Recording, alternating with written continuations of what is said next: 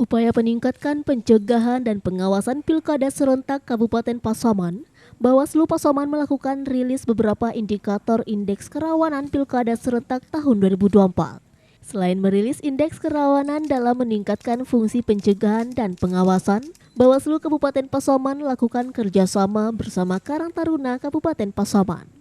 Dalam kerjasama yang dilaksanakan, Bawaslu Kabupaten Pasaman mengajak Karang Taruna Pasaman sebagai perpanjangan tangan Bawaslu Pasaman ikut aktif mengawal proses demokrasi pemilihan serentak tahun 2024. Selain kerjasama bersama Karang Taruna Kabupaten Pasaman, untuk kedepannya Bawaslu Kabupaten Pasaman juga akan melakukan kerjasama bersama Karang Taruna Kecamatan dan Negari se-Kabupaten Pasaman. Rini Juwita, Ketua Bawaslu Kabupaten Pasaman, berharap dengan adanya kerjasama bersama Karang Taruna Pasaman, pengawasan Pilkada serentak tahun 2024 bisa lebih maksimal serta potensi pelanggaran bisa dicegah dari awal.